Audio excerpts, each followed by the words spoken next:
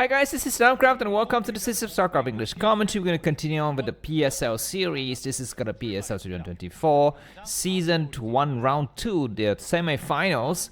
And I think the way it works is that we have 3 rounds. Each of the round will just have, round robin, I don't know, single elimination bracket style until we get a champion. And the last round, round 1, Royal, who was the champion, after he defeated Snow in the final. That was a very, very clingy, very, very kind of clutch performance from him.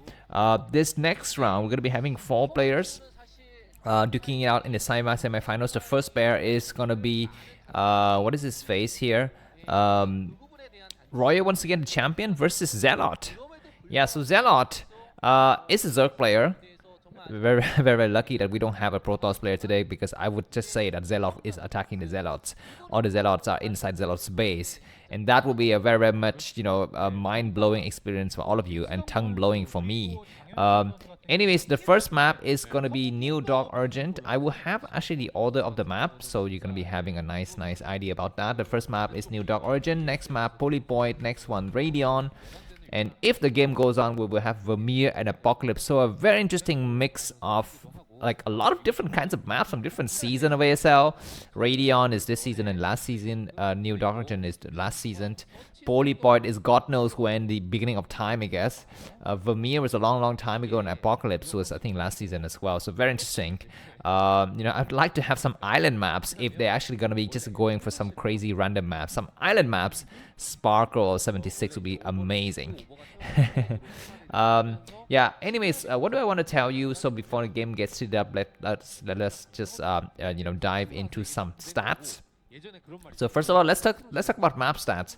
So what is this map? This map is New Dog Origin. Do I have New Dog Origin? I think I do in terms of map stats. It's a bit of a maybe I need to pull up an older set. So there it is for Terran player on New Dog Origin. Is this the right one? Hold on. No, this is not the right one. Excuse me. ZVT is this one. So New Dog Urgent, historically 48.3% win rate for Zerg out of almost 1,000 games. So I'd say rather balanced, not super bad for Zerg, but of course Terran's got a slight advantage. And here are the ELO scores. So this week, this is not today's scores, but very close. Here are the players. So there they are. And here are the players playing today. There you can see them. So you see Snow's very strong. Next is Royal. Next is Sharp. And Zelot is last. And let me just quickly see if I can pull up another stats. I do want to see something else.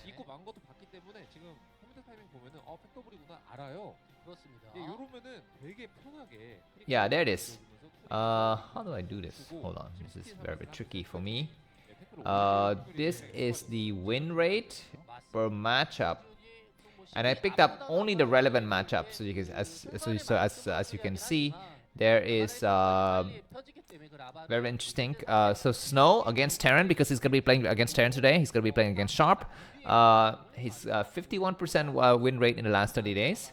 And Royal, and let's take a look at Royal and Zelot. Royal playing against Zerg in the last 30 days is 48% win rate. Zelot playing against Terran is 45% win rate, so that's what we have. Of course, I think ELO ranking means a lot more than win rates, because the lower ranked players often play against lower ranked players, you know, players on his same level, so that doesn't really make that much sense. But anyways, what's happening on this map? Looks like we have mech opening from Royal. He's got a single vultures, and Zelot has got a lot of Zerglings to try to corner it. And yeah, we've seen a resurgence of these kind of double factory build from Terran players, but that's going to be slightly tricky here, because we have massive Zerglings coming by, and vultures need to run around. We have a small attack here on the vultures. Yes, he's going to get sniped. The Zerglings are not getting on high ground. They are going to try to get on high ground to try to attack the supply depot and slow down. This vulture is going to try to get inside of Zelot's base here and actually go for some kind of damage, but we're going to be having some micro battles. The vultures is almost getting on high ground. The vulture is almost dead. Oh my god, you need to catch it. You need to catch it now and attack it. He's going to try to catch it, and the vulture from Royal has died. The vulture from Royo has died. We have a single marine that's going to try to help out the situation. Looks like the rest of the Zerglings are not getting involved, and Zelot need to actually get on the high ground now. But it's the rest of the Zergling. This is the battle of a single marine versus a 25 Zerglings. Anyways, it looks like the Zerglings back up at the last minute. At least he was able to force a cancellation. So it is going to be 2 base versus 2 base now.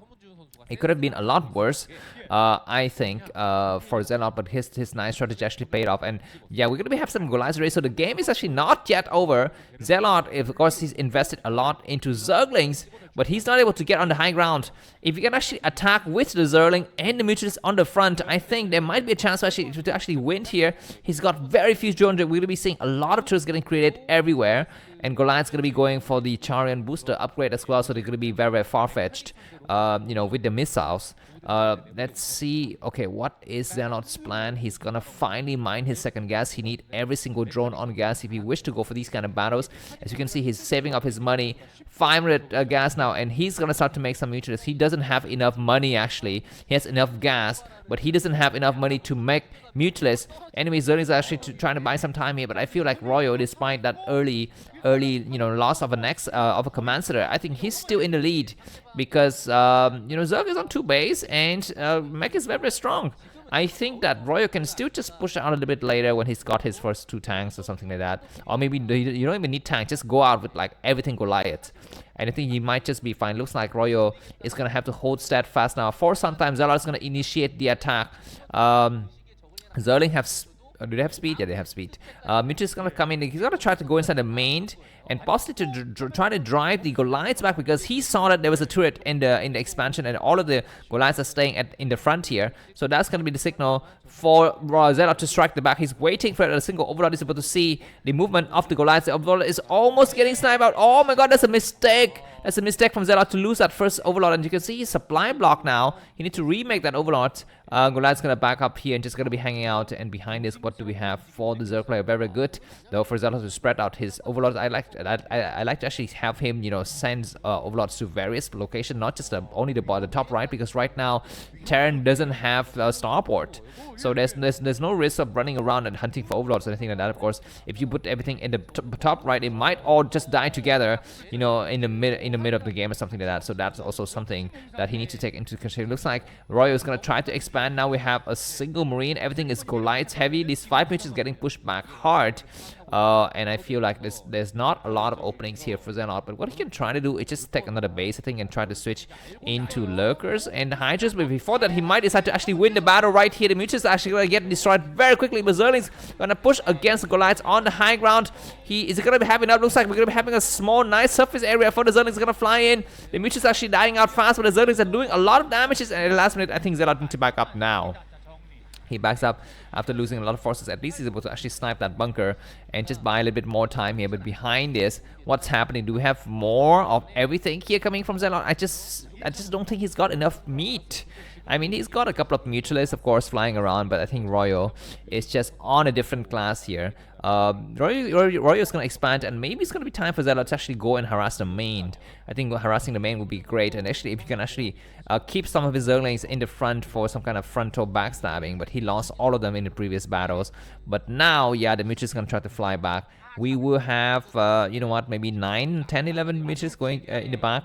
So that might be a considerable threat. I would say for Roy right now, if he can actually try to make a single vulture or 2 and try to go for the attack for the harassments at some point in the game, it would be great as well. Looks like a lot of forces are streaming through. They are massive Zerglings. Attack the engineer base just to drive the Goliaths back is what I would, advise Zelot to do at this point. But for the time, he's going to try to do a 2-prong attack here. He will attack the main, drive some of the Goliaths back, and, immediately go for the expansion, destroy the engineering base so that he actually has no vision for the Terran. Yeah, that's going to be the right move here. Of course, he's going to be super careful. He's going to try to attack only 4 Goliaths. It's not going to be enough here. A single, turret has to be created. There's going to be 1 which is getting sniped, but there's still 11 remaining. Need to back out now. He's going to try to snipe some SCV and attack the engineering on the way out. It's going to be better. Looks like all the Goliaths have returned, and we're going to be having a nice moment of weakness here, I think, for Royo, and indeed Zerling is going to be coming from all sides. Zerling need to actually block the choke here. Mutus need to hold position exactly where they are. He's going to try to destroy turrets.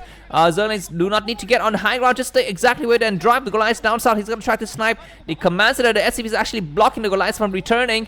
This is a nice move from Zelot, and he's ahead by about 10 supply after this battle is over. Of course, this is not going to be the end here. The Zerlings all get destroyed, but that was good damages done by Zelot. He's ahead about 10 supply. Is it enough? He needs to take under the base now, and what he can try to do is try to fly back once again into the main and go for some kind of harassment. It's going to attack more with Zerlings because there are no bunkers, and Goliath's actually terrible against massive Zerlings like this. Looks like there's still 11 witches to fly around. Is it to back up now and try to focus on the command center as well as the SCV. Snipe the SCVs. Yeah, he's going to try to go for SCV sniping here. Back up, attack the command center for a little bit. The command center is almost dead. Attack the SCV if you will, but he's going to back up now. It's just going to be waiting for massive Zerlings here.